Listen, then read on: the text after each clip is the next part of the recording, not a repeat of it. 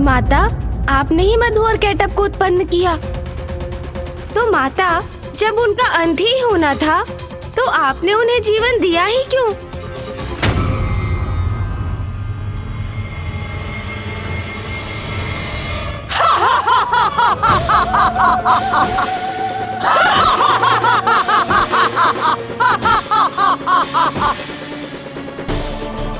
माता श्री महाकाली का यह ठास तो भयभीत करने वाला है।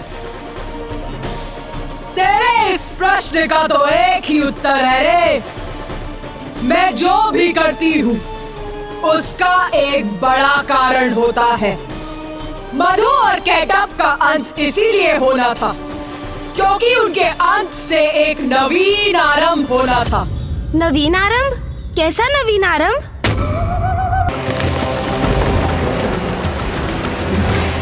हाँ रे, नवीन आरंभ, क्योंकि मधु और केटअप के खंडित शरीरों की मोधनी एक साथ आने से जल पर चलायमान थल के अंश को कठोरता प्राप्त हुई और ये था आरंभ पृथ्वी का।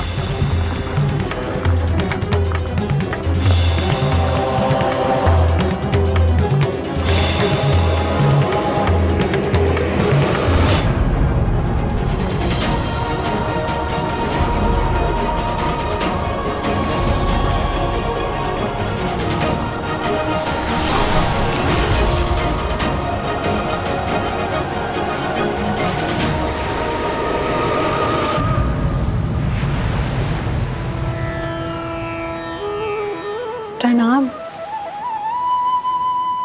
आपका कोटि कोटि धन्यवाद नारायण।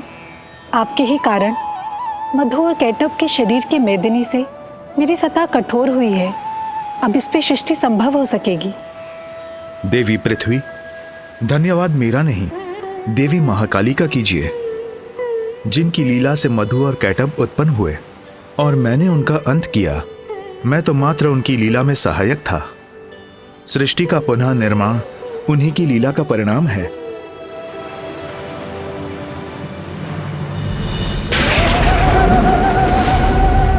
जय श्री महाकाली।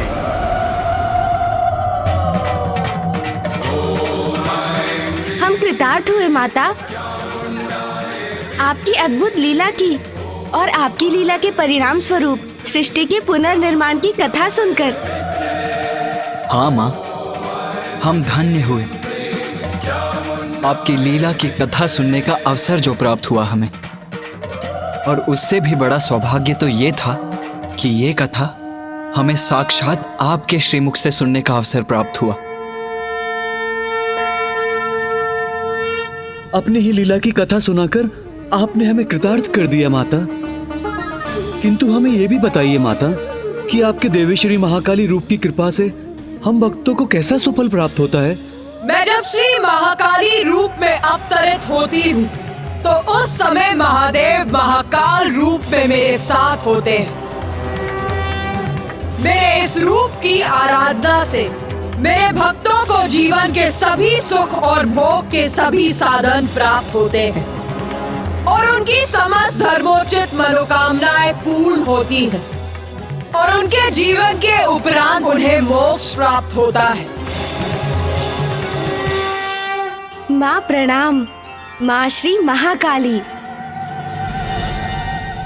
मशान कालिका काली, भद्रकाली कपालिनी, गुह्यकाली महाकाली, कुरुकुल्ला विरोधिनी, कालिका कालरात्रिश्च, महाकाली नितंबिनी, कालभैरवभार्या च, कुलवर्तम प्रकाशिनी, कामदा कामिनी कन्या, कमनीय स्वरूपिणी, कस्तूरी रस लिप्तांगी, कुंजरेश्वरगामिनी, ककार वर्ण सर्वांगी, कामिनी कामसुंदरी, कामार्ता कामरूपा च, कामधेनु कलावती, कांता कामस्वरूपा च, कामाया कुलकामिनी, कुलीना कुलवर्त्यंबा, दुर्गा दुर्गतिनाशिनी।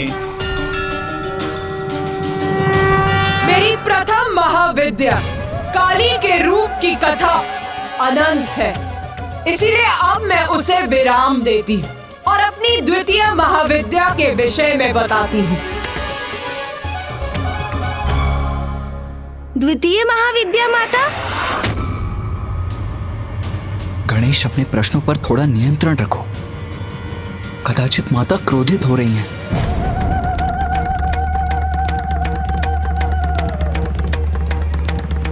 माता श्री महाकाली का प्रचंड क्रोध जागृत हुआ तो कदाचित हम सभी उसमें भस्म हो जाएंगे। एक और प्रश्न पूछना चाहता है रे? तो पूछ, किंतु तुझसे यही अपेक्षा भी है, क्योंकि जब तक तू मेरा रहस्य जान नहीं जाता, तेरी जिज्ञासा कहाँ शांत होगी रे? पूछ, तेरे मन में क्या प्रश्न है? माता, आप तो अंतर्यामी हैं, सर्वज्ञाता है, तो मेरा प्रश्न भी आपसे छिपा कहाँ है माता? ज्ञात है मुझे, तेरा प्रश्न मुझे अवश्य ज्ञात है, किंतु यहाँ उपस्थित और किसी को नहीं, इसीलिए पूछ ले, पूछ। जो आज्ञा माता। माता, मैं ये समझने में असमर्थ हूँ कि जब संसार में श्री महाकाली का आविर्भाव हो चुका था और उनकी कृपा से पृथ्वी का निर्माण भी आरंभ हो चुका था, तो आपकी द्वितीय महाविद्या रूप की आवश्यकता क्यों हुई? इसमें समझने का जो भी है, मैं पूर्व में ही कह चुकी हूँ गणेश। महादेव के साथ मिलकर संसार के निर्माण, पालन और संहार का कार्य है मेरा, और अपने इन सभी कार्यों के संपादन के लिए मैं अपने 10 महाविद्या रूप प्रकट करती हूँ। मैंने अपने महाकाली रूप में मधु और कैटब के शरीर से पृथ्वी के कठोर धरातल का निर्माण करवाया, किंतु उससे सृष्टि का सृजन पूर्ण नहीं हुआ था, क्योंकि जल और थल तो अब थे, किंतु और कुछ नहीं था।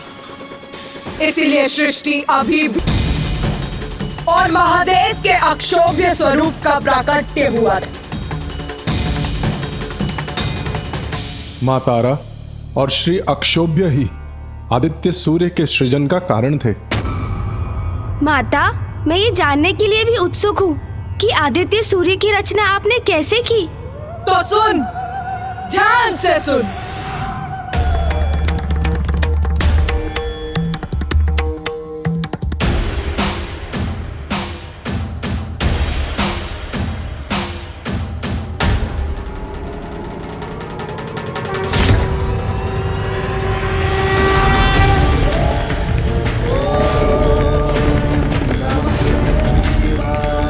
जिसके टकराव से और ऊर्जा पिंडों की संख्या में और वृद्धि के साथ उनका जुड़ाव आरंभ हुआ, और तब जल के भीतर निरंतर बढ़ती ऊर्जा के केंद्र आदित्य सूर्य का आकार दिखाई देने लगा।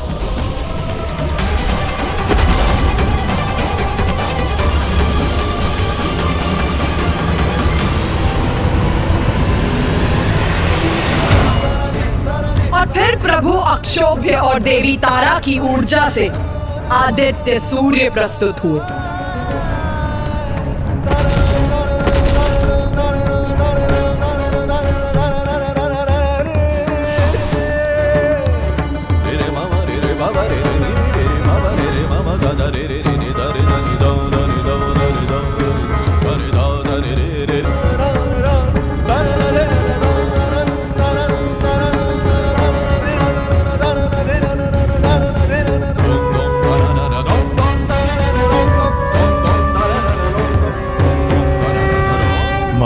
प्रभु अक्षोभ्य, आपसे जीवन पाकर मैं कृतार्थ हुआ। मुझे उत्पन्न करने के लिए आपका कोटि कोटि धन्यवाद। मैंने पृथ्वी पर जीवन का संचार करने के लिए आपको जन्म दिया है। अब आप अपने स्थान पर रहकर सृष्टि को ऊष्मता, प्रकाश और जीवन दायिनी ऊर्जा प्रदान करें। दिवस और रात्रि उत्पन्न करेंगे, पृथ्वी पर ऋतुओं का चक्र स्थापित करेंगे। अब आप प्रस्थान कीजिए और सभी को जीवन देने का अपना दायित्व संभालिए। उचित है मां।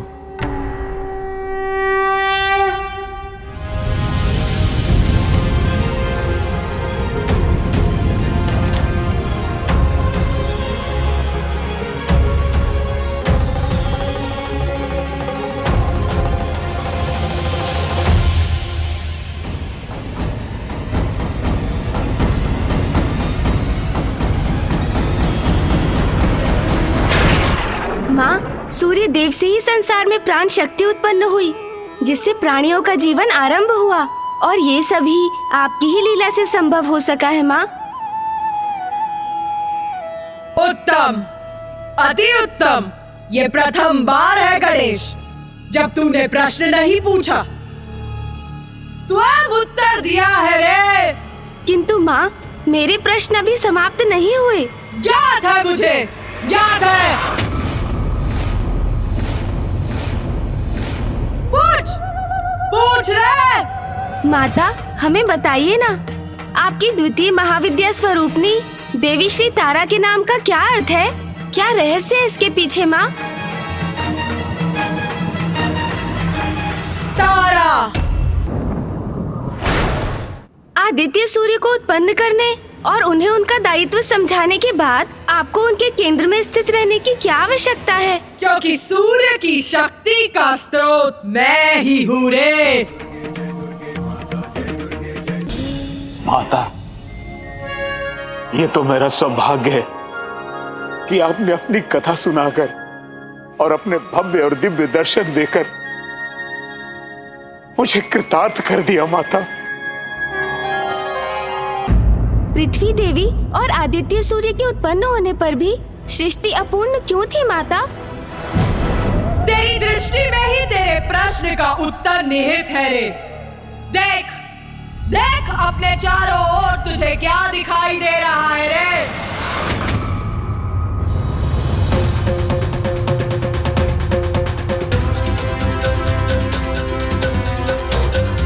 माता, मुझे दिखाई दे रहे हैं ये नदी, ये झरने, ये वृक्ष, ये पौधे आदि। हाँ, उचित कहा तूने।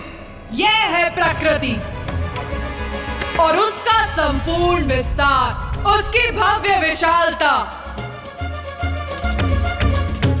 पृथ्वी पर फल उत्पन्न करने वाले वृक्षों की, अनाज उत्पन्न करने वाले पौधों की आवश्यकता थी, तभी तो उसमें जीवन फल सकता था ना। अर्थात प्रकृति का प्रकट होना भी तो आवश्यक था ना।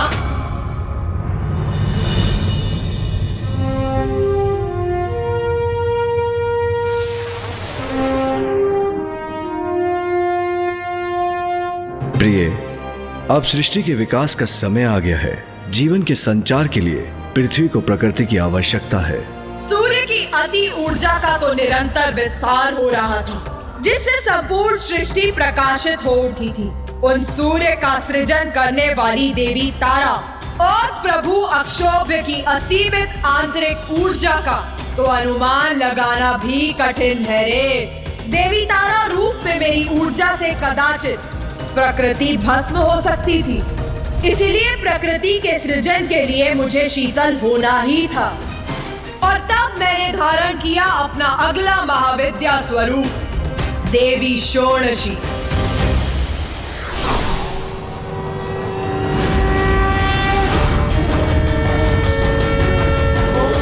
और तब महादेव ने लिया पंचवक्त्र शिव का रूप। इस रूप में महादेव के 5 मुखों के नाम हैं: तत्पुरुष, सद्योजात, वामदेव, अघोर और ईशान।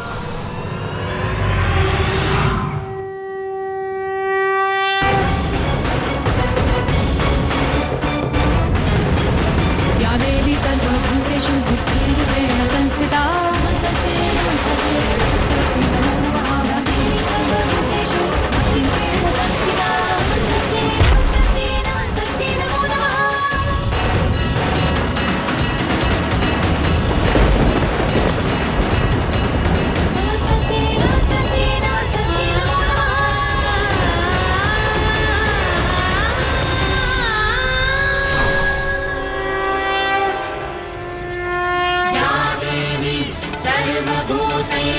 शक्तिरूपेण संस्थिता। नमस्तस्यै, नमस्तस्यै, नमस्तस्यै। फिर देवी षोडशी की हथेली से एक जल की बूंद पृथ्वी पर गिरी।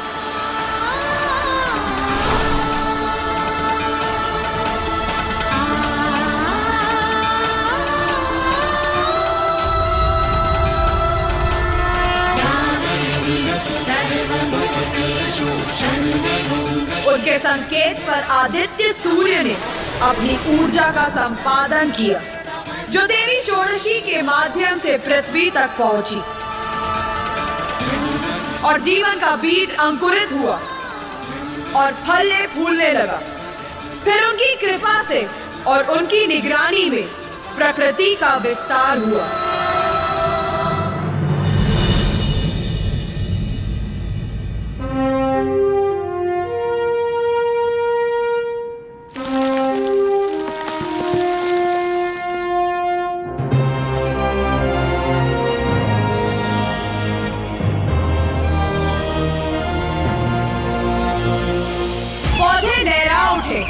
पुष्प खिलने लगे और उनके साथ वन्य जीवों में भी प्राणों का संचार हुआ और प्रकृति अपने पूर्ण वैभव में जीवन का आधार बनी।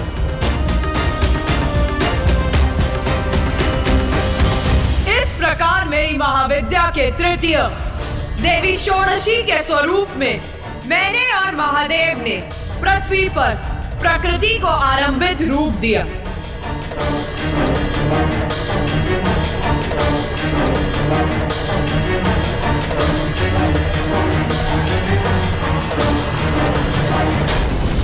बालव्यक्त विभाकरामिति निवाम भव्यप्रदां भारतीम् ईषत् फुल्लमुखाम्बुजस्मितकरे राशाभवान्दापहाम् पाशं साभयमङ्कुशं च वरदं कितनी अनुपम दिव्यता है माँ षोडशी की। कितना भव्य सौंदर्य है माँ का। भक्त्या भजे षोडशीम्। इतने समय के पश्चात माँ के मुख पर ये सुंदर मुस्कुराहट देखकर हम सभी कृतार्थ हो गए। जो मेरे इस रूप की पूजा करते हैं वो सर्व सिद्धियां संपन्न हो जाते हैं। कोई भी दुख उनके निकट नहीं आता।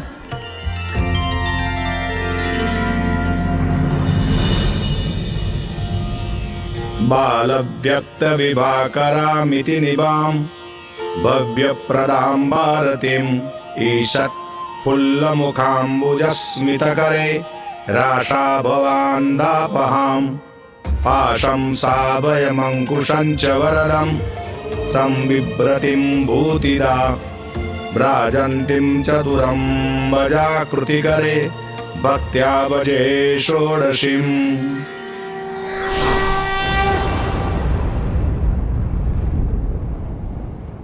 बोल, अभी भी तेरे मन में कोई भी शंका, कोई भी जिज्ञासा जन्म ले रही है क्या? हाँ माता, अब तो संसार पूर्ण हो चुका था। पृथ्वी, सूर्य, जल, प्रकृति सब उत्पन्न हो चुके थे।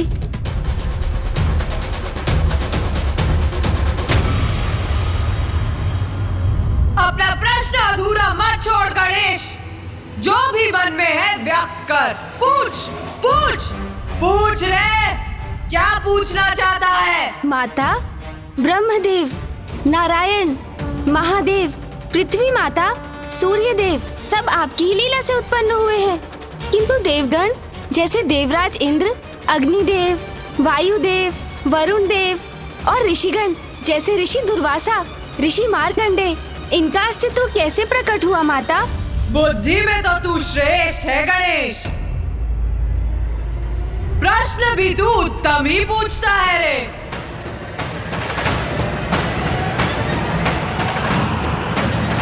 तो अब मेरा उत्तर सुन गणेश।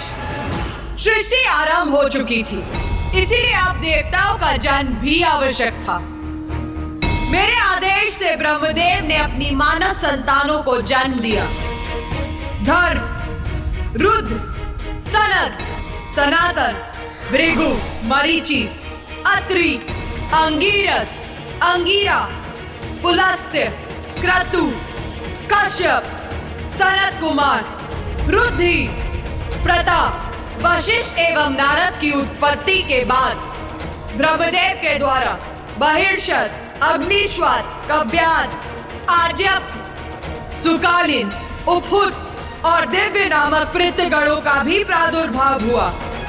और फिर उसने अपने बाएं अंगूठे से दक्ष को जन्म दिया।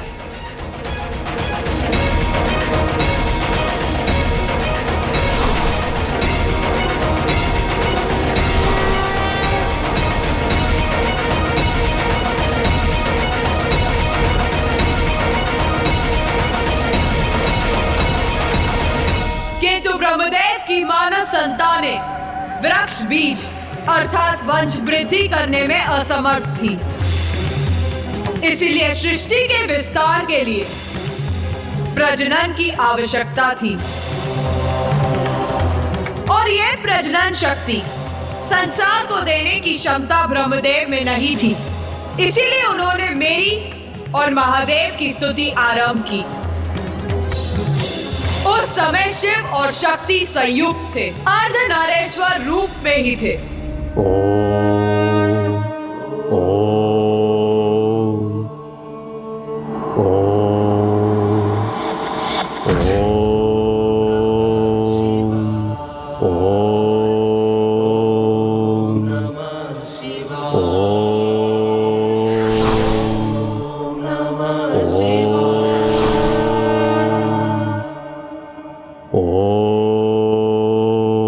ब्रह्मदेव, हम आपकी स्तुति से प्रसन्न हुए।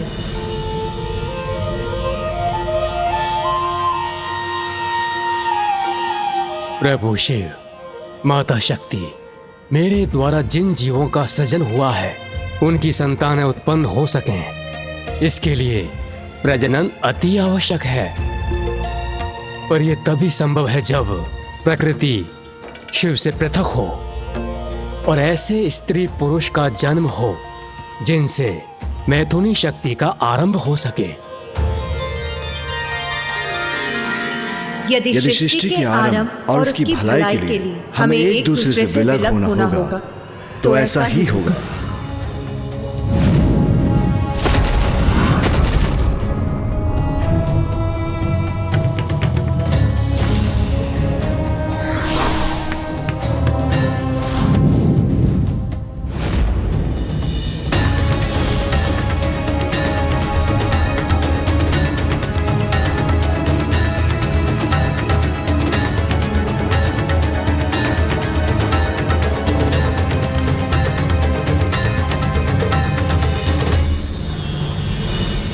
ब्रह्मदेव की प्रार्थना से शिव और शक्ति एक दूसरे से विलग हो गए और उनसे एक पुरुष और स्त्री का जन्म हुआ।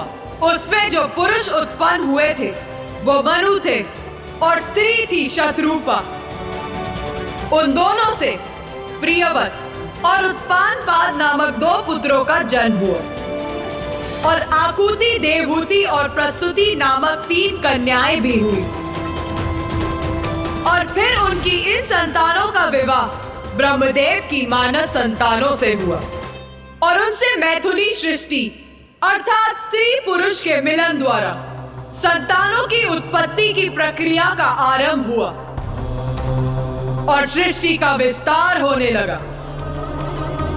दक्ष और प्रसूति से मैथुनी क्रिया द्वारा अनेकों संतानें उत्पन्न हुई, जिसमें से 13 कन्याओं का विवाह प्रजापति कश्यप के साथ हुआ।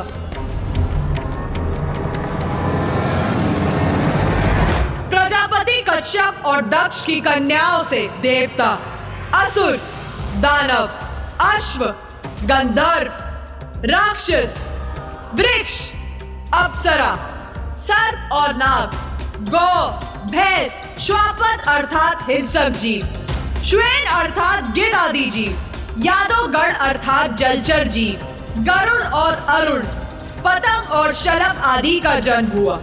इन्हीं से संसार की समस्त प्रजातियों का जन्म हुआ। माता, अब तो सृष्टि पूर्ण हो गई थी। प्रकृति, जीव, जंतु, देव, गंधर्व, यक्ष आदि सभी उत्पन्न हो चुके थे और सबसे महत्वपूर्ण इस समस्त जीवन के लिए पृथ्वी भी थी। नहीं रे, मात्र एक पृथ्वी से संसार की रचना नहीं होती रे गणेश। बता मुझे, कौन है जो पृथ्वी पर निवास करता है? जीव जंतु और पुरुष माता। और अन्य सभी, उनका क्या स्थान है रे? सभी देव तो अपने अपने लोक में विराजमान रहते हैं और अन्य सभी भी माता। और अन्य सभी अपने अपने भुवन में रहते हैं और उन भुवनों की उत्पत्ति के लिए मेरी चतुर्थ महाविद्या स्वरूप देवी भुवनेश्वरी की कथा मैं अब कहूंगी। देवी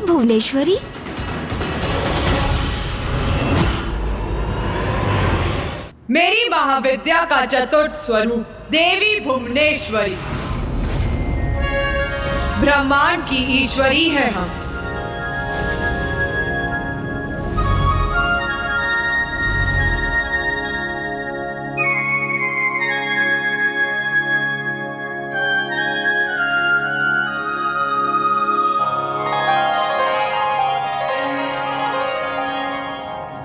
संपूर्ण ब्रह्मांड की हम ही जन्मदाता हैं। ब्रह्मांड हमसे ही उत्पन्न होता है और अंततः मुझ में ही समाहित होता है। मैं ही उसकी रक्षा करती हूँ। जब मैं अपने भुवनेश्वरी रूप में प्रकट होती तो महादेव अपना त्रयंबक रूप धारण करते।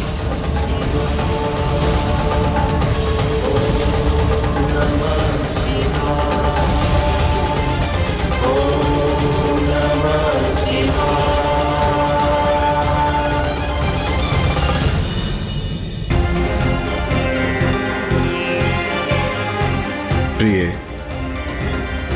अभी समय आ गया है। अपनी भुवनों का निर्माण कर सभी देवताओं, ऋषिगण, अन्य सभी प्राणियों को अपने अपने भुवनों पर निर्धारित करें।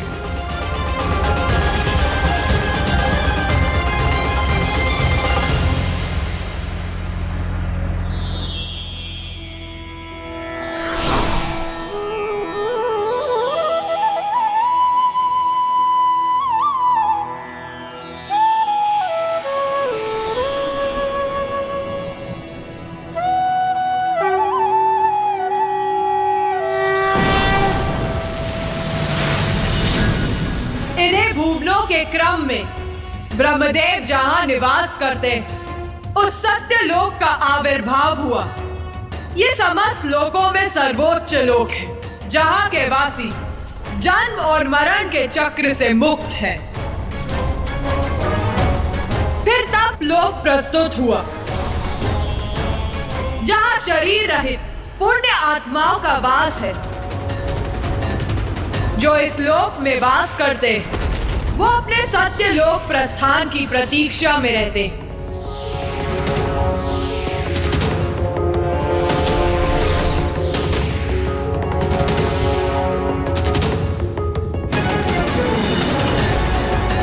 फिर ज्ञान लोक प्रस्तुत हुआ,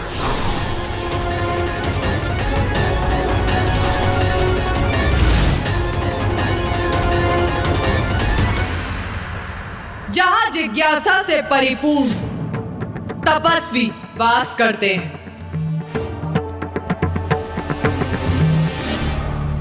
उसके पश्चात महरलोक का आविर्भाव हुआ,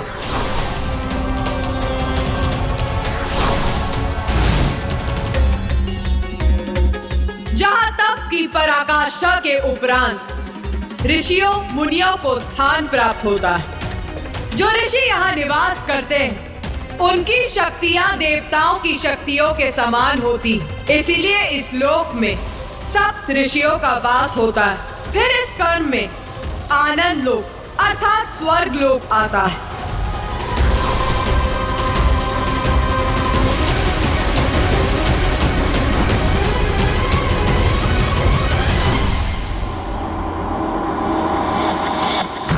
जो देवताओं और उत्तम पुण्य कर्म करने वालों का निवास है।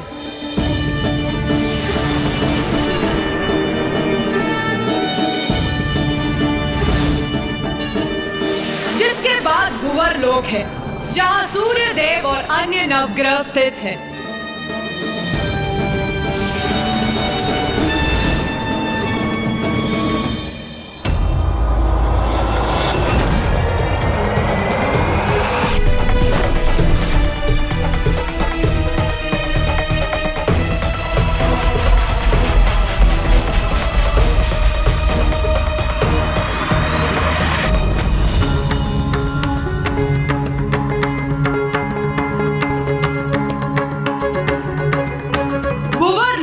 पश्चात मनुष्यों और मृत्यु लोक के अन्य प्राणियों के लिए भूलोक है।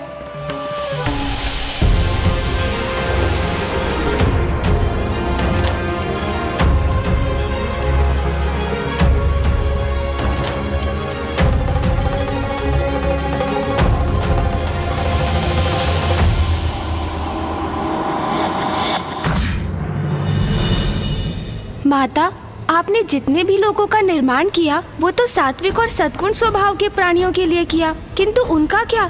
जिनका स्वभाव ही तामसिक है, उनका निवास कहाँ होगा? कहाँ जाएंगे वो? फिर भूमि के नीचे के लोग प्रकट हुए।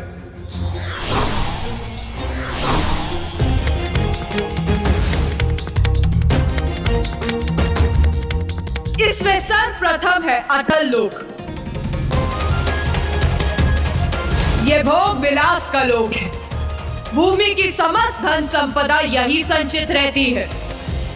फिर वितल लोक है, जहां भूमिगत जीव स्वर्ण आदि का खनन करने हेतु निवास करते हैं।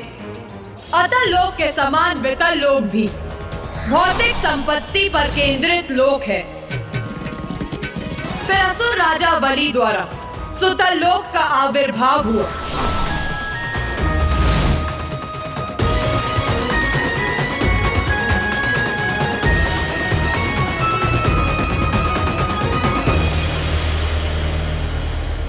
फिर तलातल लोक की उत्पत्ति हुई। फिर उसके नीचे महातल उत्पन्न हुआ। यही नागलोक है, जहां नाग पुरुष और नाग कन्याओं का वास है। फिर उसके भी नीचे है दानवों और दैत्यों का लोक, रसातल।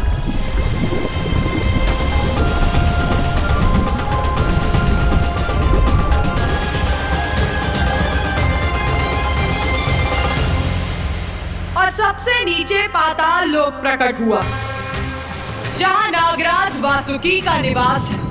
यही सभी अन्य भुवनों का आधार है।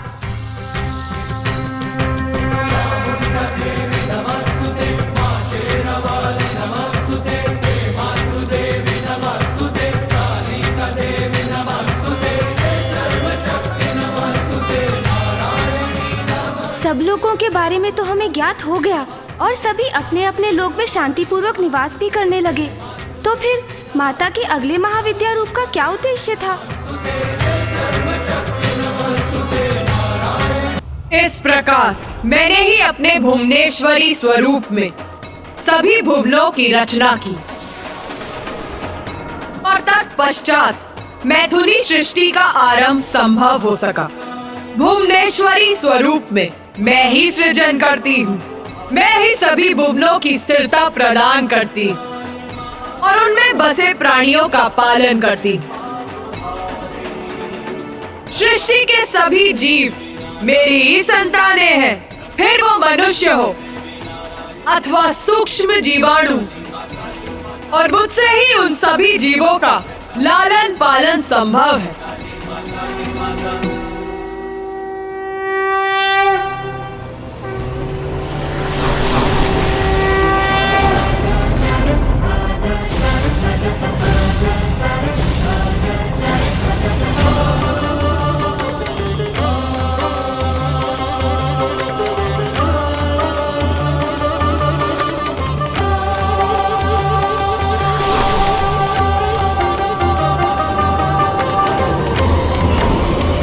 मेरे इस रूप की साधना करने वाले साधक को सर्व सांसारिक सुखों की प्राप्ति होती है।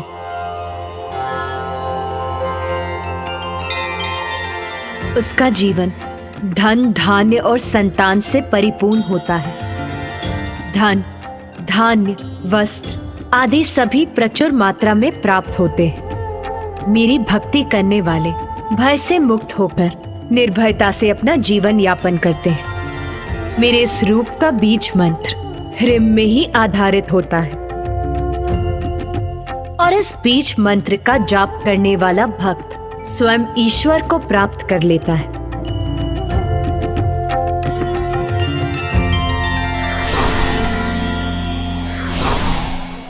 अष्टसिद्धि धर्मलक्ष्मी अरूपा बहुरूपिणी त्रिशूला पुक्कारा देवी पसानुगुसा विश्वधारिणी खड्गा खेड़ा दरा देवी घंटिणी चक्रधारिणी षोडशी त्रिपुरा देवी त्रिरेखा परमेश्वरी उद्यन्तिन्द्युतिमिन्दु किरीटां तुंगकुचां नयनत्रययुक्तां स्मेरमुखीं वरदाङ्कुशपासा भीतिकरां प्रभजे भुवनेशीम्।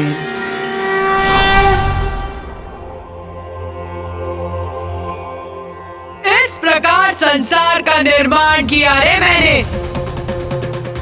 त्रिगुणों पर ही आधारित था मेरे द्वारा रचित संसार का अस्तित्व,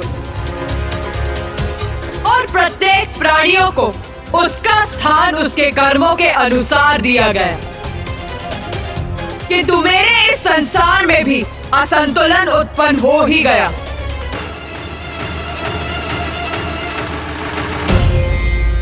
असंतुलन माता? किंतु आपके द्वारा रचित संसार में किसी दोष अथवा विकार का स्थान कहाँ था? वो तो निर्विकार और दोष रहित होना चाहिए था। फिर उसमें असंतुलन आने की संभावना कहाँ थी माता? त्रिगुण अर्थात सतो, रजो और तमो, अर्थात सात्विक, राजसिक और तामसिक आधारभूत गुण थे मेरे संसार के। इसीलिए उसमें बसे प्राणियों में भी ये तीनों गुण प्रस्तुत थे। देवता, ऋषि मुनि, दिव्यात्मा, मनुष्य, निरी प्राणी, असुर, दानव, दैत्य सभी मेरे इसी संसार के वासी थे। इसीलिए असंतुलन का आरंभ तब हुआ जब तामसी प्रवृत्ति की अधिकता से प्रभावित असुरों की लालसा में वृद्धि होने लगी। वो अन्य लोगों को लालच की दृष्टि से देखने लगे, मुख्य रूप से पृथ्वी को।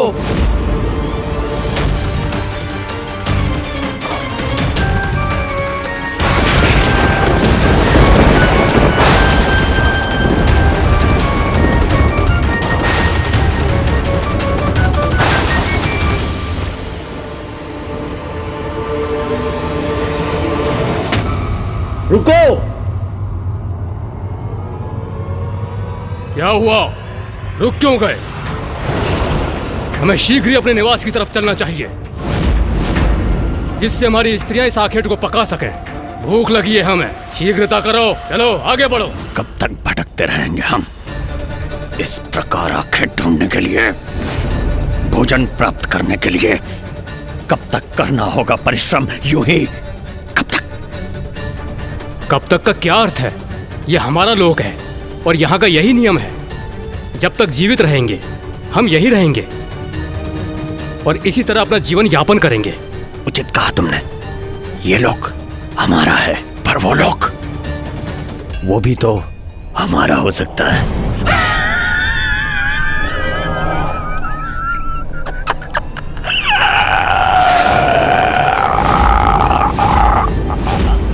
ये क्या कह रहे हो तुम? वो पृथ्वी लोक है, हम वहां नहीं जा सकते। हमारा वहां जाना निषेध है।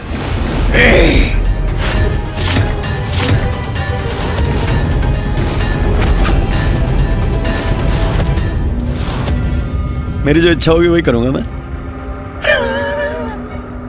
मुझे पृथ्वी लोक पे जाना है। मुझे पृथ्वी लोक को पाना है।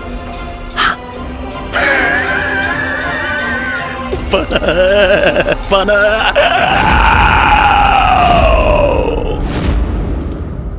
माता, कौन था ये असुर जो आपके संसार के नियम भंग करने का दुस्साहस करने का इच्छुक था? असुरराज दारू। तब तो आपने अवश्य उस असुर दारू को दंडित किया होगा ना माता?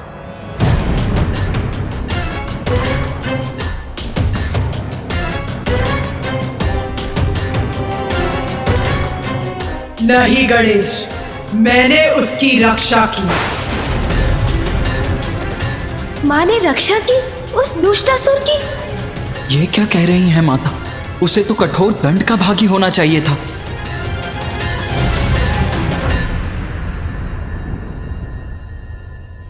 आपने उस असुर को उसके अपराध का दंड क्यों नहीं दिया माता? और उसकी रक्षा क्यों की आपने? क्यों माँ, क्यों किया आपने उसकी रक्षा? गणेश के इस प्रश्न का उत्तर तो मैं भी जानना चाहता हूँ, किंतु माता को रुष्ट किए बिना। सत्य था रे, दारुक की लालच भरी दृष्टि पृथ्वी पर थी, क्योंकि फल, पुष्प, अनाज, आहार आदि से परिपूर्ण पृथ्वी सौंदर्य रूपिणी थी। इस संपदा का अधिकार जो अभी तक पृथ्वीवासियों के पास था, उसे पाना चाहता था दारू। किंतु माता, इसमें क्या अपराध हुआ उससे? क्योंकि अपने जीवन को श्रेष्ठ बनाने का तो सभी को अधिकार है। अधिकार अवश्य है, किंतु किस मूल्य पर गणेश? दूसरों के अधिकारों को छीन कर कुछ प्राप्त करना उचित नहीं। दारुक पृथ्वी का आधिपत्य चाहता था, जिससे वो सभी ऋषि मुनियों अथवा ग्रामीण मनुष्यों को अपना दास और आहार बना सके। अन्य जीवों को कष्ट पहुंचाकर अपने जीवन को उन्नत नहीं बनाया जा सकता गणेश। तो माता, ये सब ज्ञात होने पर भी आपने उसकी रक्षा की? हाँ, रक्षा की मैंने उसकी, क्योंकि मैं विवश थी।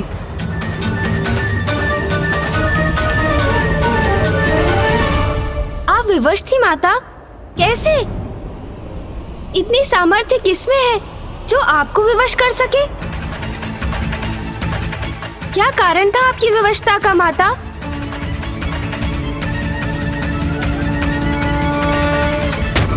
दारुका, दारू की पत्नी दारुका थी मेरी विवशता का कारण। आदि शक्ति हूँ मैं, किंतु जगत जननी भी तो मैं ही हूँ। चर अचर समस्त जीवों की माँ मैं ही हूँ। और फिर अपनी किसी भी संतान को कष्ट में देखकर मैं स्वयं को कैसे रोक सकती थी गणेश? माता किस पीड़ा की बात कर रही है?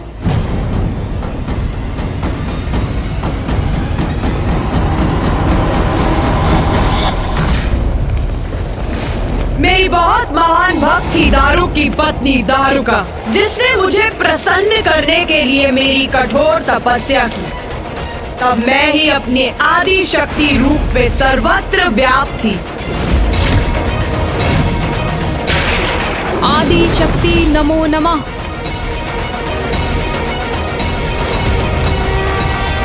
दर्शन दीजिए मुझे माता, दर्शन दीजिए।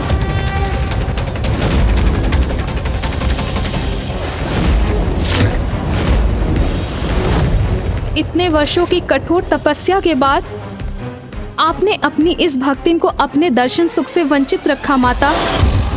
मेरे प्रति कठोर रहकर मेरी परीक्षा ले रही है माता, तो उचित है अब आप भी मेरी भक्ति की पराकाष्ठा देखेंगी माता।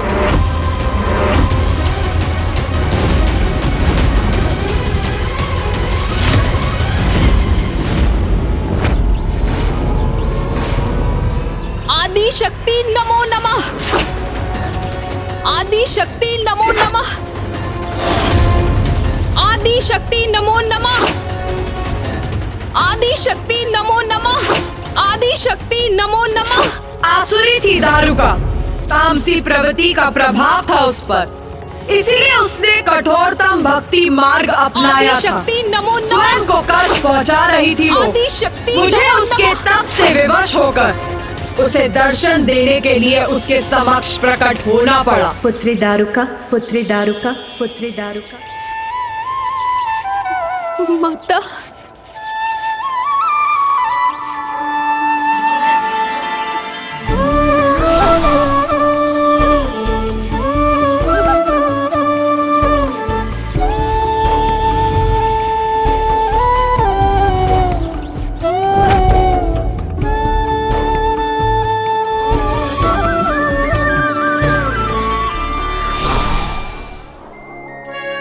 माता, सत्य है माता, आप दया की सागर हैं। मुझे दर्शन देकर मेरे कष्टों को हरकर आपने मुझे कृतार्थ कर दिया है माता। मैं धन्य हो गई आपके दर्शन पाकर। मैं माँ हूँ, मेरी भक्तिन स्वयं को कष्ट पहुँचाए ये मैं कैसे सह सकती हूँ पुत्री दारुका।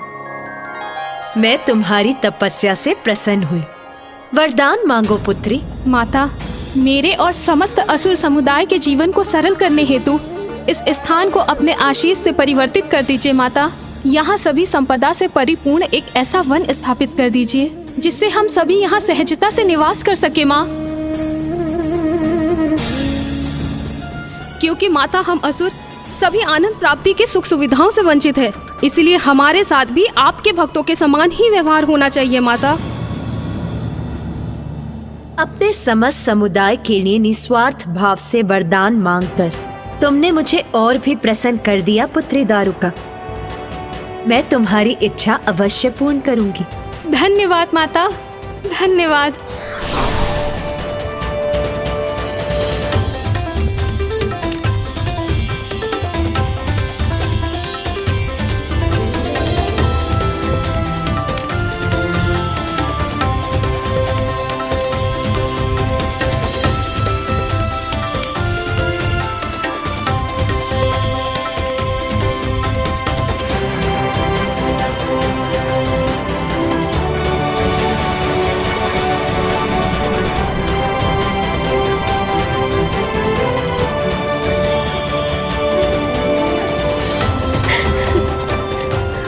माता,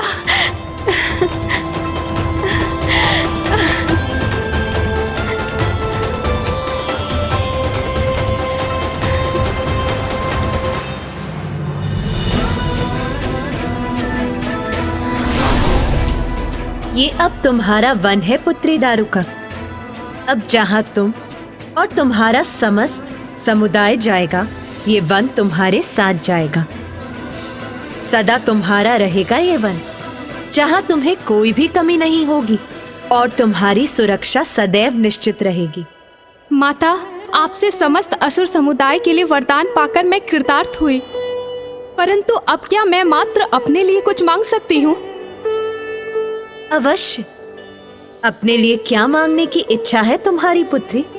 माता, मुझे वरदान दीजिए कि मुझे आपकी शक्ति का अभयदान सदैव प्राप्त होता रहे और मुझ पर कोई भी संकट छाए तो सदैव आप मेरी रक्षा करने आए।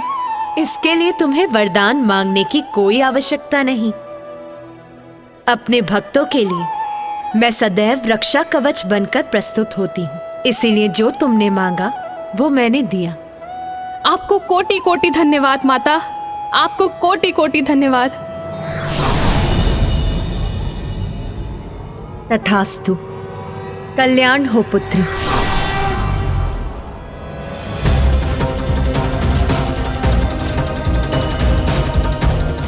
माता की कृपा से हम असुरों को ये वन प्राप्त हो गया, हम धन्य हो गए। माता, आपने तो दारुका को वरदान स्वरूप संपूर्ण वन दे दिया, तब तो असुरों को संतुष्ट रहना चाहिए था। फिर उसके पति को पृथ्वी पाने का लालच क्यों हुआ? कृपा की थी मैंने दारुका पर, बंद दिया था उसे, किंतु उसने अपनी आसुरी प्रवृत्ति का परित्याग नहीं किया। गणेश, मैंने दारुका और उसके असुरों को उस वन में समस्त वन्य संपदा उपलब्ध करवाई थी, किंतु उसका पति दारुक और भी पाना चाहता था और अब अपनी पत्नी को प्राप्त हुए वरदान से उसका साहस और भी बढ़ गया था।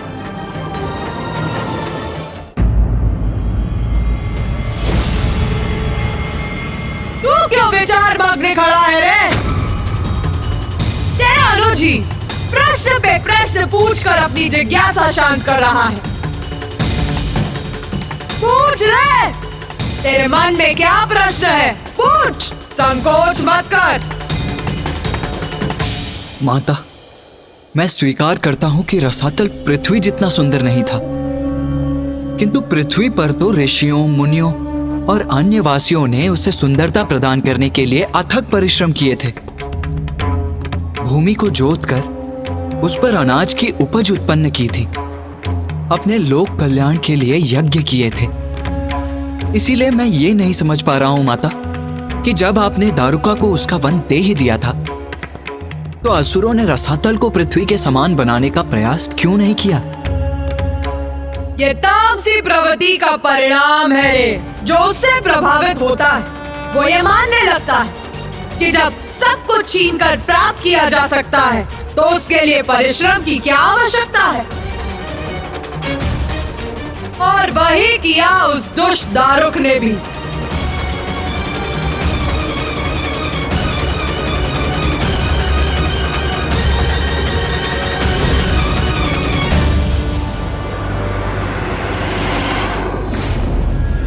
मेरे प्रिय असुरो, कोई नहीं, हमारा विनाश कोई नहीं कर सकता। क्योंकि मेरी पत्नी के कठोर तप के कारण स्वयं आदिशक्ति बनेगी हमारा दिव्य कवच। हम सुरक्षित रहेंगे क्योंकि सर्वोच्च देवी शक्ति हमारी सुरक्षा करने के लिए वचनबद्ध है।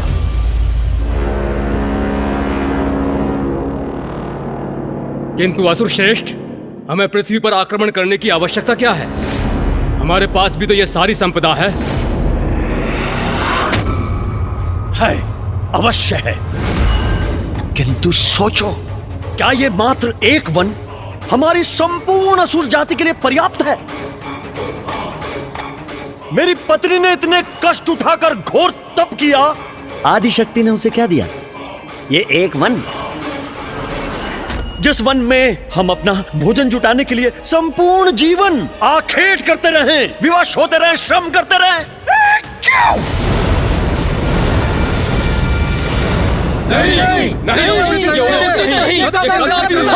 नहीं, हम मात्र एक लघु अंश से संतुष्ट क्यों हो? क्यों क्यों क्यों क्यों क्यों?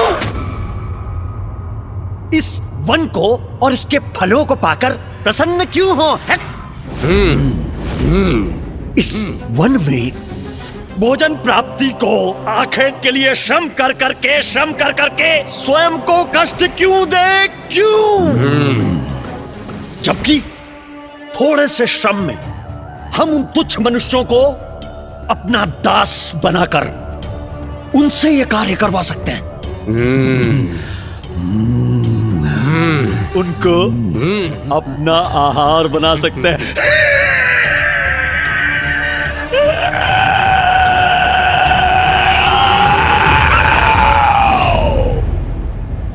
असुर श्रेष्ठ दारुक उचित कह रहे हैं। हम पृथ्वी पर आक्रमण करेंगे। आक्रमण करेंगे पृथ्वी पर। हम पृथ्वी को अपना बनाएंगे। हम दास बनाएंगे उन्हें, अपना आहार बनाएंगे उन्हें, अपना।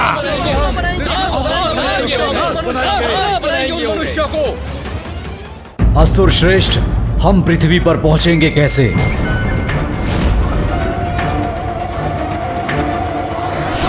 उसकी चिंता आप मत कीजिए स्वामी।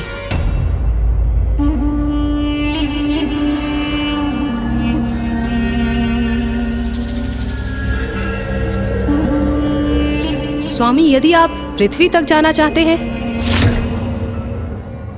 तो मैं आपको ले जाऊंगी।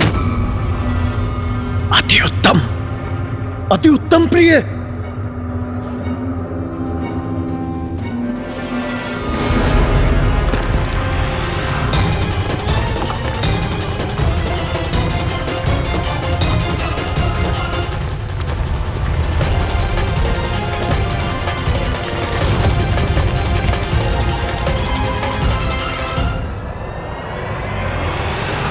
माता के वरदान का अनुचित लाभ उठाना कहीं पृथ्वीवासियों को संकट में ना डाल दे।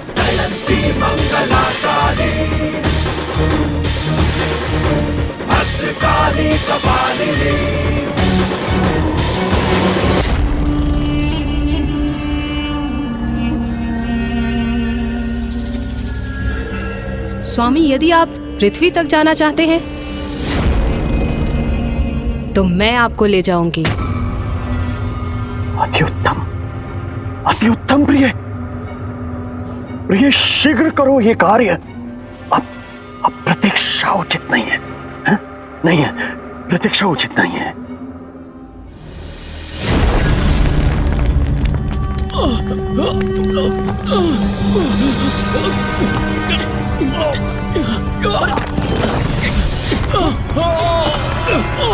ये कंपन क्यों?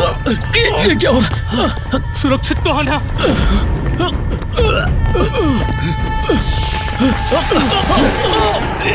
ये कंपन कैसा आश्चर्य, हम ऊपर उठ रहे हैं। देवी दारुका हमें ऊपर ले जा रही है।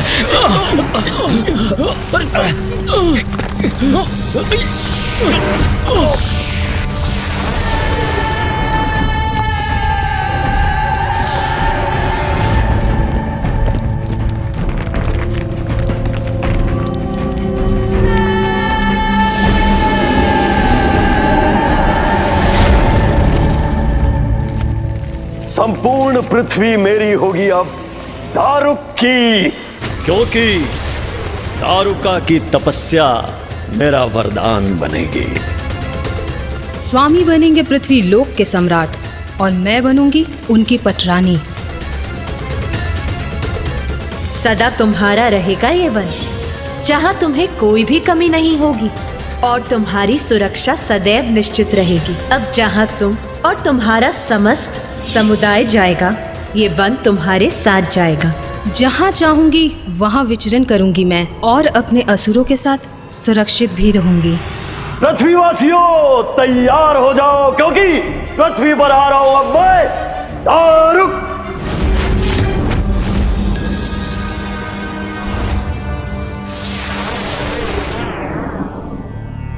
धियो यो नः प्रचोदयात् स्वाहा स्वाहा स्वाहा स्वाहा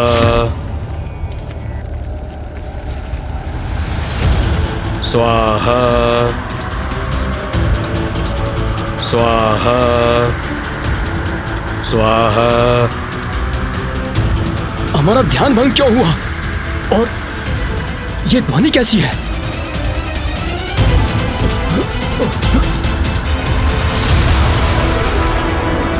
वो आकाश में क्या है?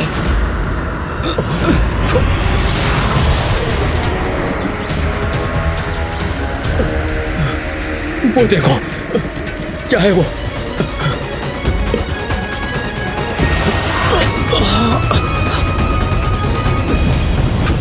हमारे हवन की अग्नि शांत कैसे हो गई?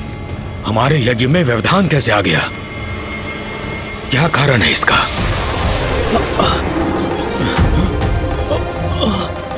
क्या हुआ? क्या हुआ? यह आकाश मार्ग से क्या बढ़ा रहा है हमारी ओर?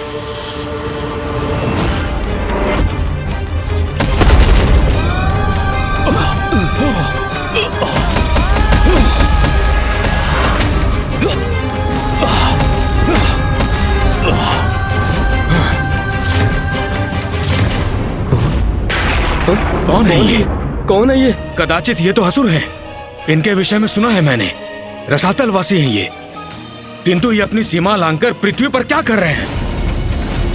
इनका यहाँ आगमन सर्वथा अनुचित है। कौन हो तुम सब? क्या चाहिए तुम्हें और क्यों आए हो तुम यहाँ? आक्रमण!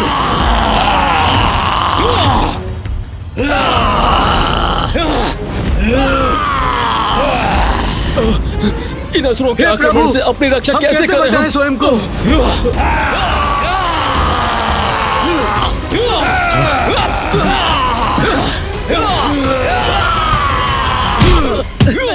रक्षा कीजिए प्रभु, हमारी रक्षा कीजिए। छोड़ दो, रक्षा कीजिए। छोड़ दो, छोड़ दो, हम सबको को छोड़ दो। प्रभु रक्षा करो। चलो शांति पूर्वक बंदी बन जाओ, अन्यथा अंत करेंगे तुम्हारा। अब हमारी सत्ता है।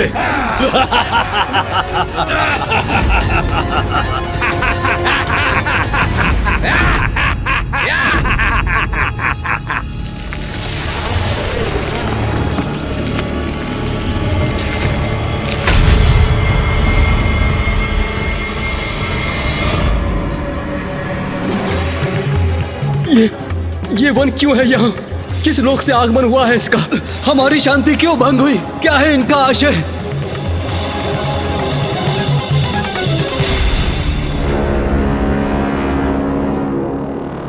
तुम्हारे सभी प्रश्नों का उत्तर मैं हूं। मैं तुम्हारा स्वामी दारुक।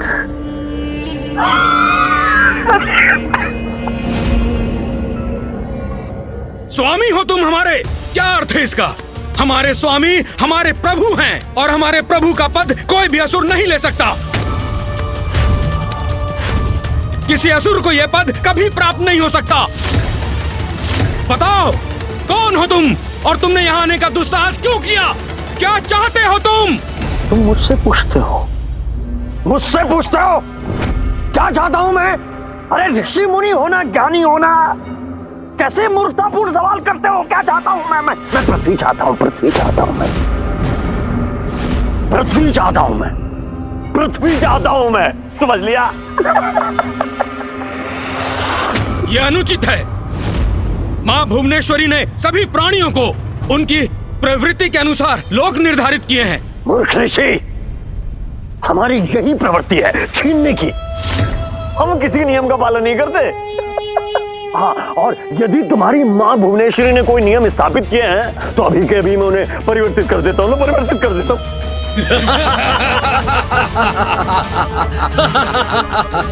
जाओ मेरे असुरों, इन युवा ग्रामीणों और ऋषियों को अपना आहार बनाओ, और जो बचेंगे वो हमारी सेवा करेंगे, हमारे सेवक बनेंगे। अरे यहाँ बैठे देख क्या रहे हो? जाओ,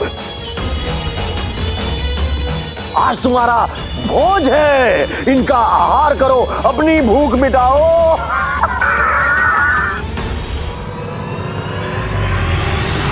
ये कैसा संकट है? कौन करेगा हमारी रक्षा? छोड़ दो, नहीं हमें मत मारो, छोड़ दो प्रभु, रक्षा छोड़ दो हमारी। अब इन निरीह ऋषियों का भक्षण होगा, जिसे देखकर मुझे आनंद आएगा। आपने उचित कहा था स्वामी, हम असुर ही इस पृथ्वी सत्ता के योग्य हैं। अरे क्यों रहे हम असुर उस उजाड़ रसातल लोक में, और ये बलहीन शाकाहारी ऋषि इस पृथ्वी लोक का आनंद उठाएं। हाँ, मात्र इसलिए कि ये देवताओं को प्रसन्न करने के लिए यज्ञ करते हैं, हवन करते हैं। हाँ? कदापि नहीं। अब यहाँ हमारा अधिकार होगा, हम इसका आनंद उठाएंगे, ये सर्वथा उचित है। पृथ्वी पर हम असुरों का साम्राज्य होगा और मैं होऊंगा सर्वशक्तिशाली असुर सम्राट दारुक। फिर क्या हुआ माता? जहाँ आसुरी प्रवृत्ति प्रबल हो, वह और क्या हो सकता है रे? आतंक। दारुका और दारुक का आतंक प्रारंभ हुआ। सभी ऋषि मुनियों और समस्त पृथ्वी वासियों पर प्रारंभ हुआ उनका आतंक। पृथ्वी का अनुचित उपभोग आरंभ किया उन्होंने। अनेकों युवा ऋषियों को उन्होंने और उनके असुरों ने अपना आहार बनाया और अन्य सभी को अपना दास। तो माता, आपने हस्तक्षेप नहीं किया उन ऋषियों की रक्षा के लिए? नहीं, क्योंकि मैं उनकी भक्ति की परीक्षा लेना चाहती थी, देखना चाहती थी कि उन्हें मुझ पर कितना अटूट विश्वास है। मेरे हस्तक्षेप के लिए उन्हें मेरे और देवताओं को पुकारने की आवश्यकता थी। उन्हें मेरे प्रति अपनी भक्ति दर्शाने की आवश्यकता थी, और उन्होंने जो किया उसने तो मुझे भी चकित कर दिया। ऐसा क्या किया था उन ऋषियों ने माता?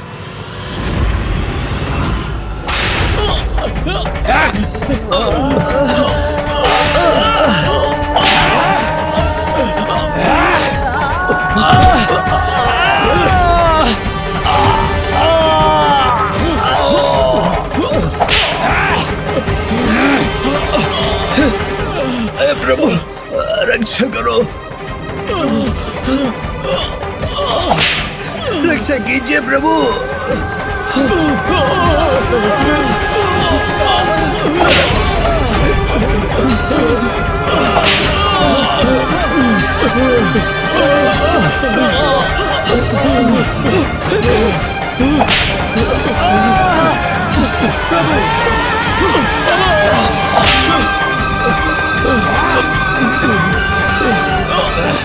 भीतर चलो इसके।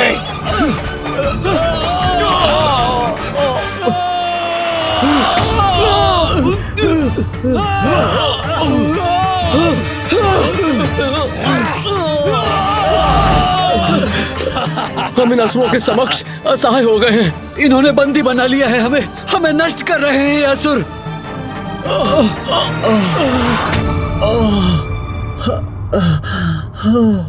असुर श्रेष्ठ, हमारे असुर 4 दिशाओं में फैल गए हैं।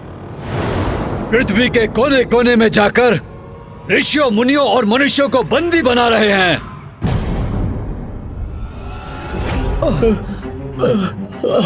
बहुत कष्ट हो रहा है प्रभु।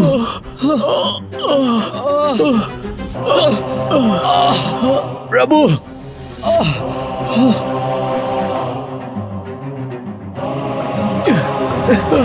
ये ऋषिवर क्या कर रहे हैं?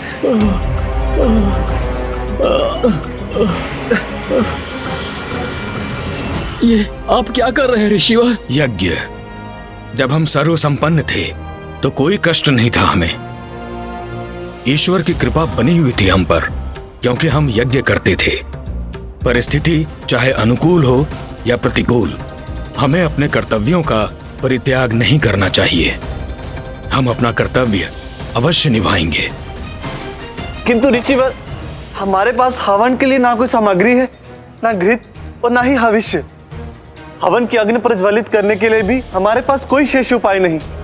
ऐसे में हवन कैसे करेंगे हम? हमारे पास हमारा ज्ञान है, हमारे मंत्र शेष हैं।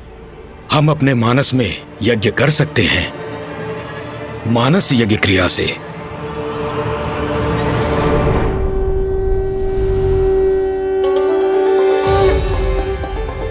या देवी सर्वभूतेषु शक्तिरूपेण संस्थिता नमस्तस्यै नमस्तस्यै नमस्तस्यै नमो नमः।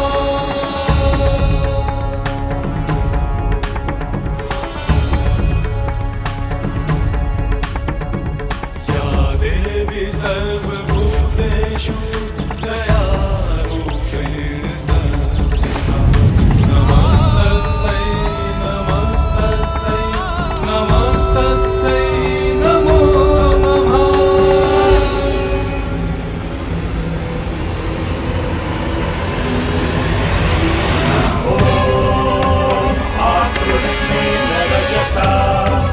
वर्तमानो निवेशयन्नमृतं च हिरण्येन सविता रथेन देवो यति भुवनानि पश्यन्।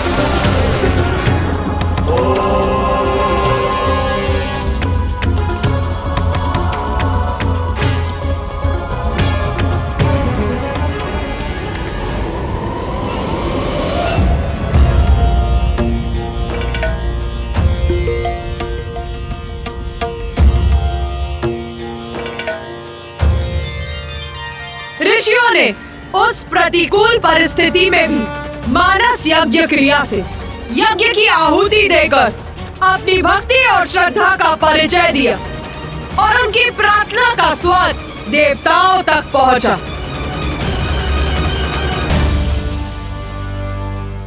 उस समय मैं माता आदि शक्ति की पूजा में विलीन था।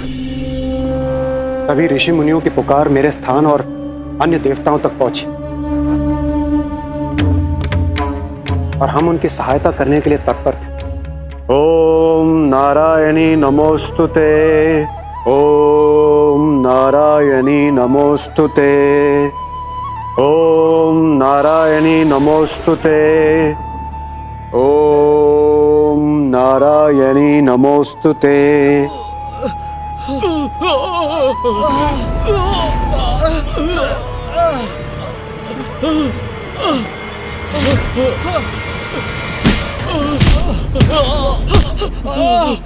हे प्रभु, प्रभु,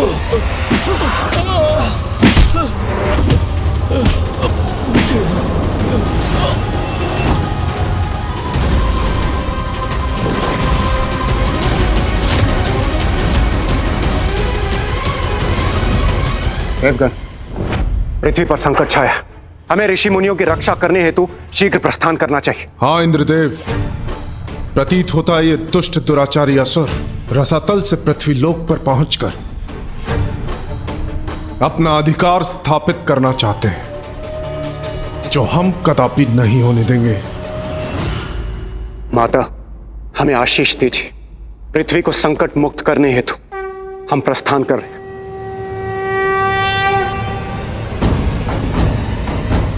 चलिए देवगण।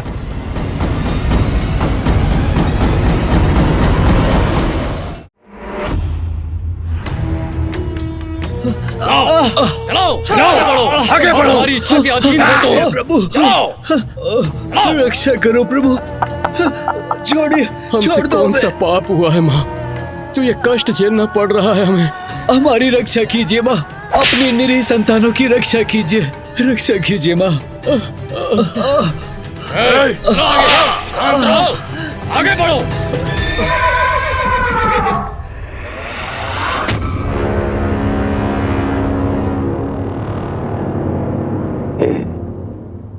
ये कैसी ध्वनि थी? हाँ?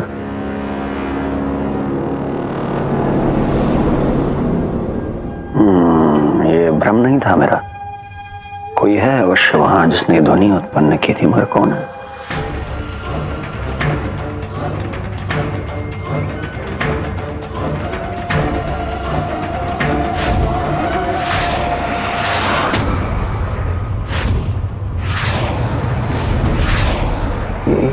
प्रकाश बिंदु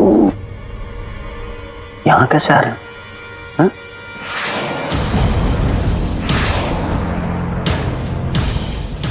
क्या है ये?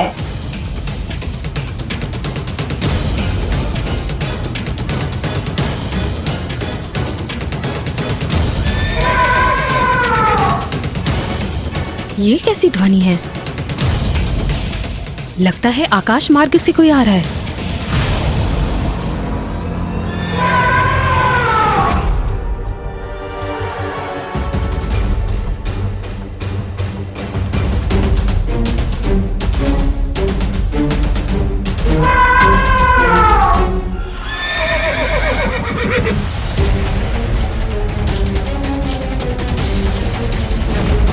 असुर श्रेष्ठ, प्रतीत होता है ये कुछ देवता हैं जो हमारी ओर बढ़े आ रहे हैं।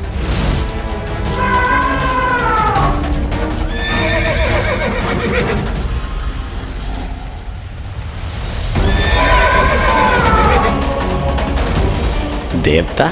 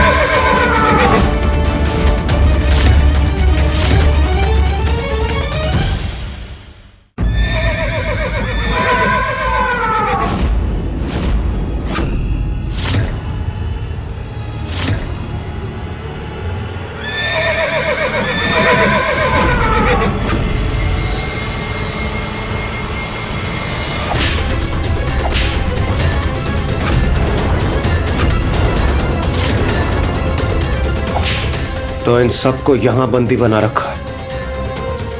धृष्टता की पराकाष्ठा है ये।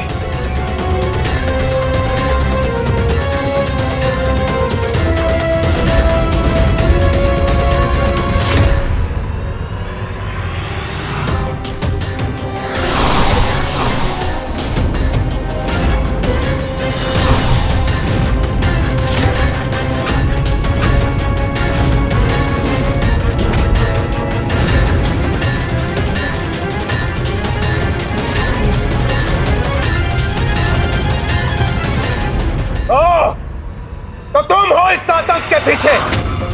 दुष्ट असुर, तुमने पृथ्वी पर आकर इन निर्दोष ऋषियों को त्रस्त करने का दुस्साहस कैसे किया?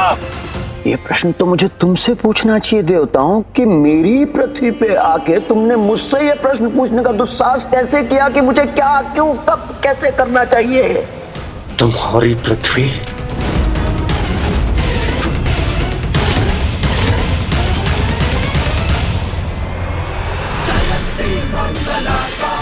ये तो बड़ी ही अप्रिय स्थिति थी।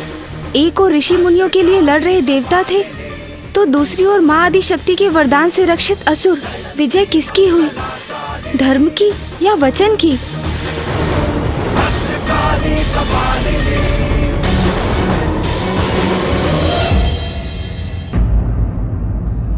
देवराज इंद्र हूं मैं, और मैं तुम्हें पृथ्वी पर यह विनाश करने कदापि नहीं दूंगा।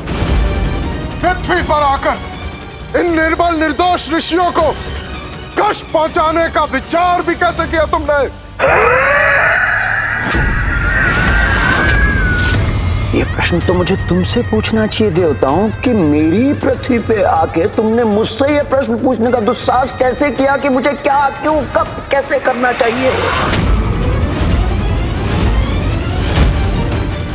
मेरी पृथ्वी अर्थात ये असुर पृथ्वी लोक को अपना लोक क्यों कह रहा है?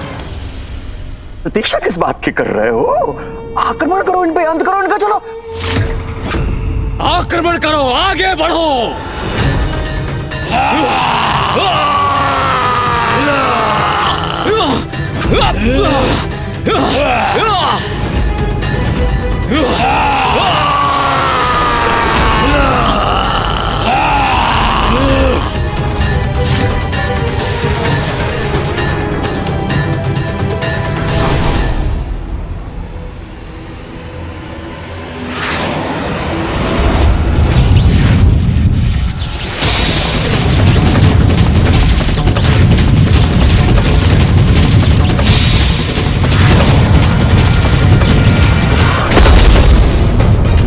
ये कैसा विस्फोट हुआ वहां पर?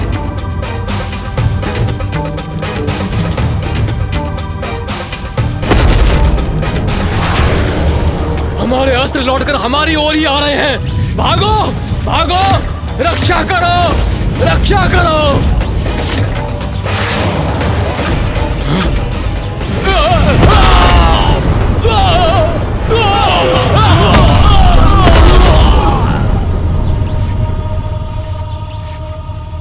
मेरे असुरों को नष्ट कर रहे हैं देवता। मुझे रोकना होगा ना, रोकना होगा मुझे। अरे मेरे असुर वीरों, कहां छुपे हो? शत्रु हमें चुनौती दे रहे हैं। अंत करो, मसल दो कीड़े की तरह।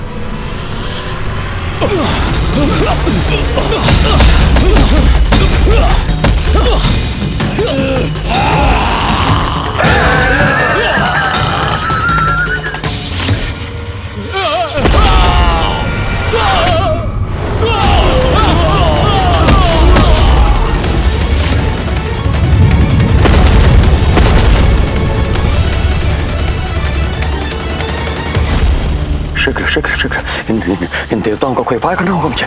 जो भी हो तुम, देखो दुस्साहस करने का परिणाम। हम पृथ्वी पर और तुम्हें क्षति पहुंचाने नहीं देंगे। जिस प्रकार तुम यहाँ आए हो, उसी प्रकार अपने यहाँ से रसातल में असुर लोक में जाने पर विवश कर देंगे तुम्हें। देवताओं का इतना दुस्साहस, अवसर पाते ही दंड दूंगा मैं दूंगा, मैं दंड दूंगा। इन देवताओं से हमारी रक्षा करने में सक्षम तो एक ही शक्ति है।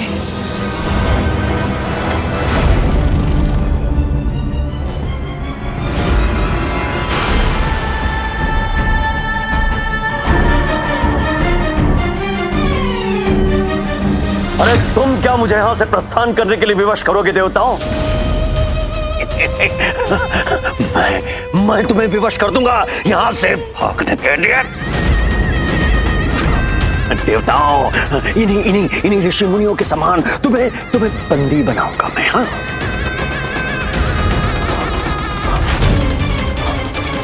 इसके बाद तुम्हें अपना आहार बनाऊंगा मैं, तुमसे अपनी सेवा करवाऊंगा मैं।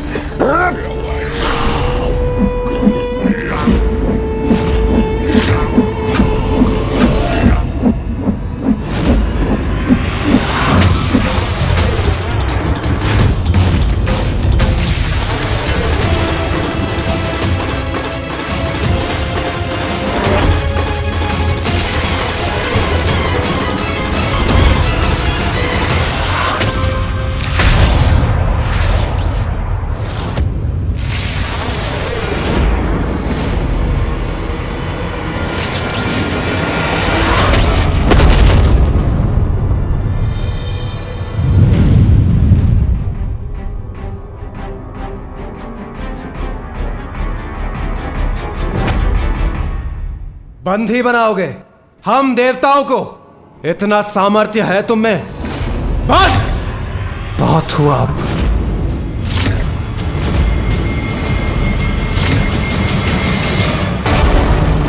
सहायता कीजिए माँ, सहायता कीजिए।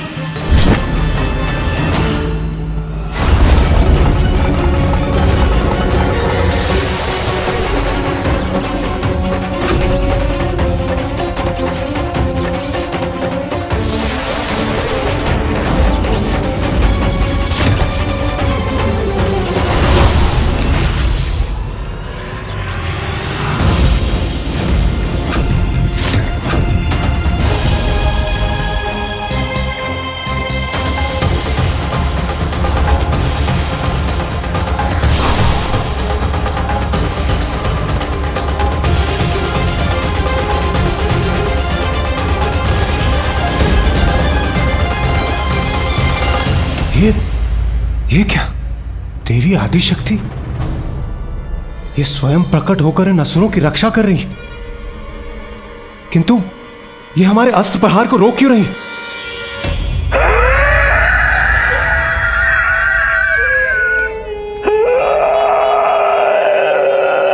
कारण जो भी हो, किंतु देवी आदिशक्ति की सहायता से तो यह असुर अपराजय हो जाएगा।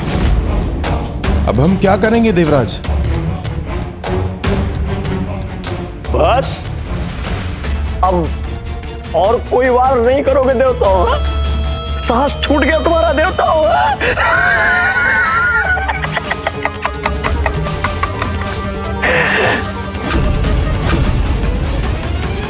सुनो देवराज इंद्र, तुम मेरे स्वामी का परिचय पूछना चाहते थे ना? तो मैं तुम्हें बताती हूं।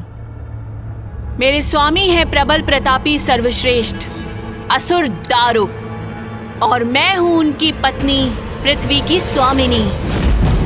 इसने तो स्वयं को पृथ्वी का अधिपति घोषित कर दिया है, अर्थात यह असुर अब देवी भुवनेश्वरी द्वारा स्थापित सृष्टि के नियम को भंग कर यही निवास करने वाला है। और तुम इस भ्रम में मत रहना कि तुम और तुम्हारे देवतागण हमें रोकने में समर्थ रहेंगे। हमें कोई नहीं रोक सकता, क्योंकि स्वयं माता आदिशक्ति की शक्ति से सुरक्षित हैं हम, और माता आदिशक्ति हमारी सुरक्षा कवच है।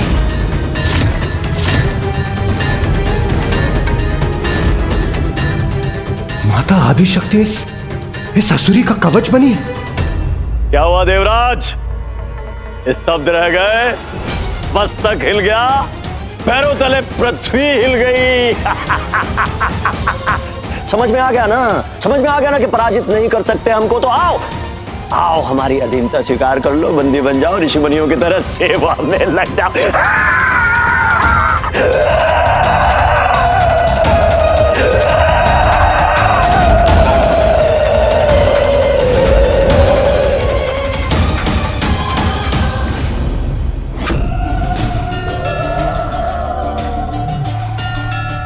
माता आदिशक्ति की इच्छा का उल्लंघन हम कैसे कर सकते हैं?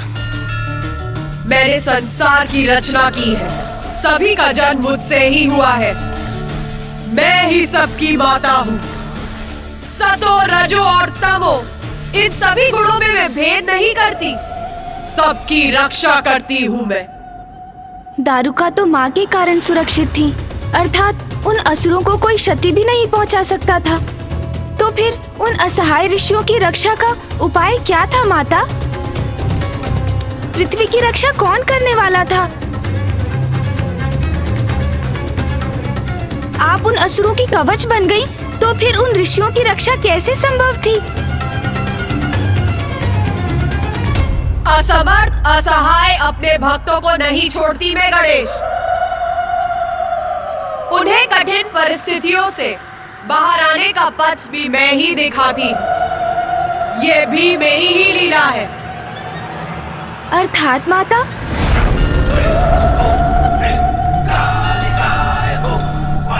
माता की इच्छा है कि गणेश जी के इस प्रश्न का उत्तर मैं दूं। जो आ गया माता, ये सत्य है गणेश जी। जब माता आदिशक्ति दारुक और दारुका की रक्षा करने के लिए प्रस्तुत हुए तो हम सभी देवता सकते में आ गए।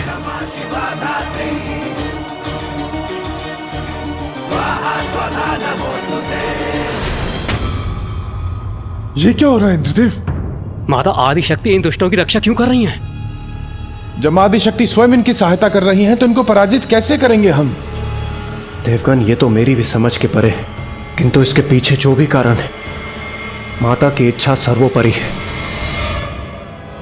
किंतु हमें माता के विरुद्ध गए बिना इन भक्तों की, इन निरीह धर्मपरायण शांति प्रिय ऋषि मुनियों की रक्षा करने हेतु शीघ्र प्रयास करने होंगे। क्या हुआ देवताओं? स्तब्ध रह गए ना? अब हमें पराजित करने का कोई उपाय नहीं सूझ रहा। अरे दारुका, हमारा ये ऐसा दाव है आदिशक्ति जिनका कोई तोड़ नहीं है इनके पास। अरे हमें तृण मात्र भी क्षति नहीं पहुंचा सकते देवता।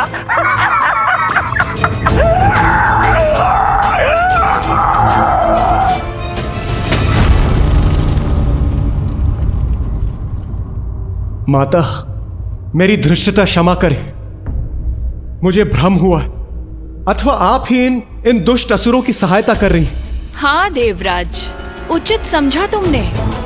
माता आदिशक्ति ही मेरी कवच है, हमारी कवच है।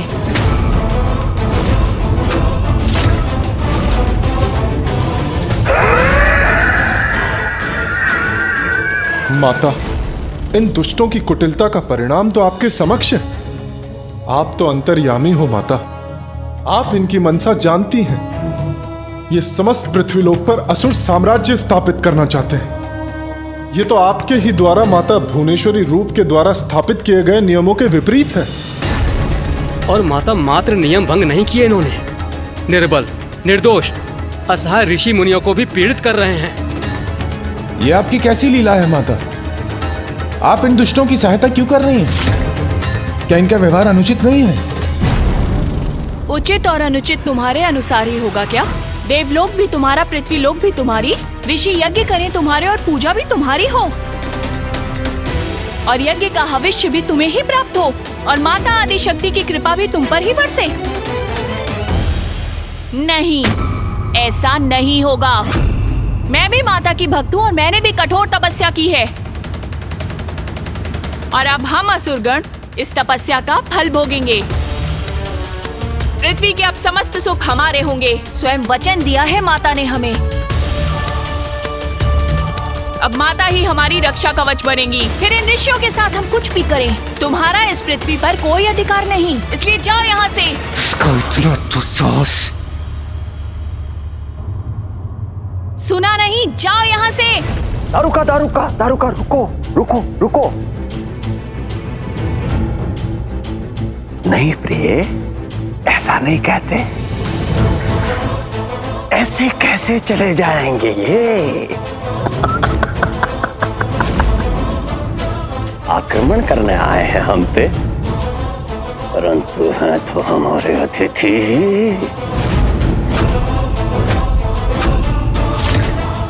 तो सत्कार तो होगा, परंतु पृथ्वी के विधान से नहीं होगा, आसुरी विधान से होगा।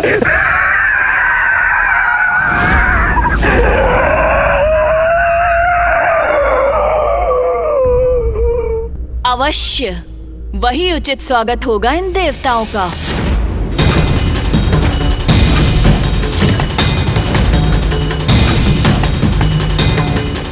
जाओ मेरे प्रिय असुरों, इन अतिथियों का वैसा ही सत्कार करो जैसा हम हर अतिथि का करते हैं।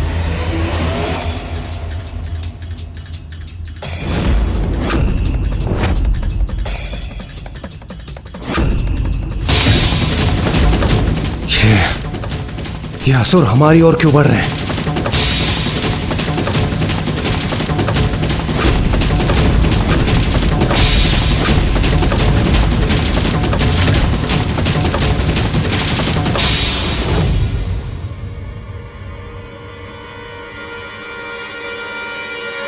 अब समझी दारुका, मैंने इन्हें क्यों रोका।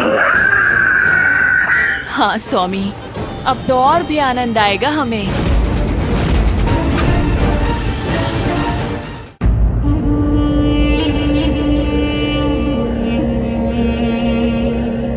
देवताओं, अब तुम्हें इन ऋषियों की चिंता छोड़ के अपनी चिंता करनी चाहिए।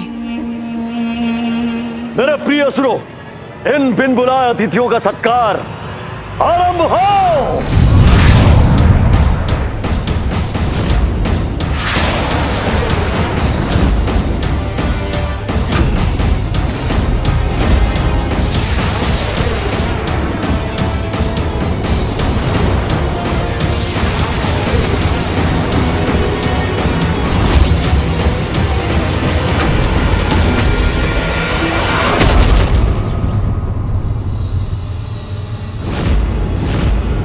देवगण, इन दुष्ट असुरों से स्वयं की रक्षा करने के लिए सभी एक साथ हो जाइए।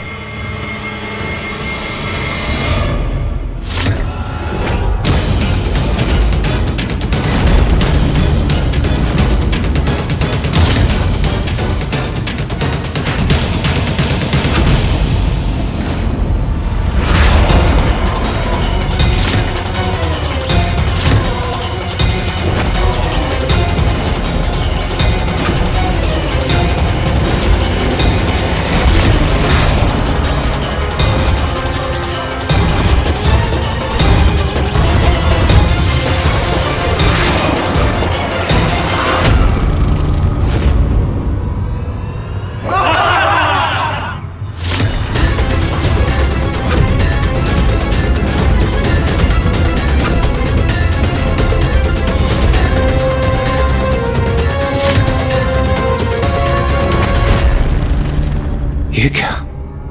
हमारा प्रहार तो व्यर्थ हो गया। स्वयं माता आदिशक्ति इन असुरों की रक्षा कर रही है।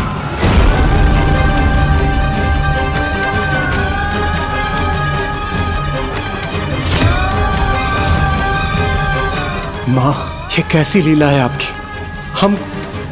हम अपना दायित्व निभाने में असमर्थ हो गए। हमें इन असुरों से मुक्ति का मार्ग सुझाइए माता। क्या हुआ इंद्र? अभी से साहस छूट गया तुम्हारा?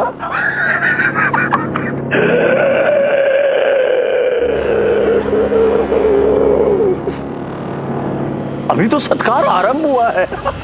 देवगण, स्वयं माता आदिशक्ति इन असुरों का कवच बनी। वो स्वयं इनकी रक्षा कर रही है। इस प्रकार इस युद्ध में विजयी होना कदापि संभव नहीं है। आपका कथन सर्वथा उचित है इंद्रदेव, किंतु अब हम क्या करें? असहाय, निरुपाय हो गए हो देवताओं। तुम्हारे लिए यही उचित है। एक और माता आदिशक्ति इन असुरों की रक्षा कर रही है और दूसरी ओर ऋषि मुनि संकट में।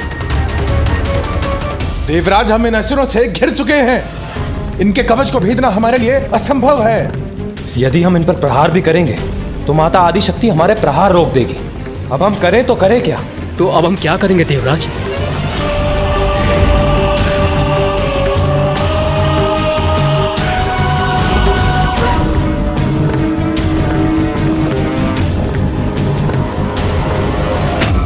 देवगण, परिस्थिति जो भी हो, हमें अपना धर्म निभाना ही होगा। हम इस प्रकार इन असहाय ऋषियों पर होते आतंक को देखकर खड़े नहीं रह सकते। हमें कुछ ना कुछ करना ही होगा। कुछ नहीं कर सकोगे तुम। आओ इंद्र, इसी पल की प्रतीक्षा थी मुझे। आओ। दुष्ट असुर, मैं तुम्हें इसी क्षण पराजित कर तुम्हें तुम्हारे लोक वापस भेज दूंगा।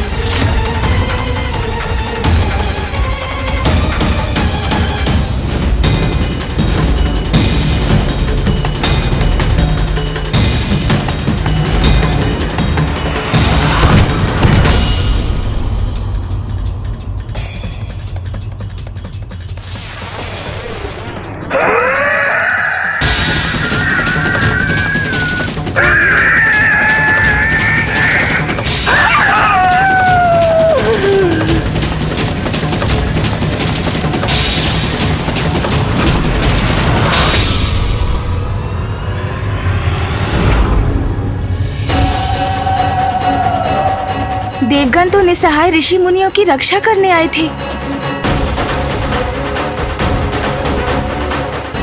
अब इस परिस्थिति में उनकी रक्षा कौन करेगा?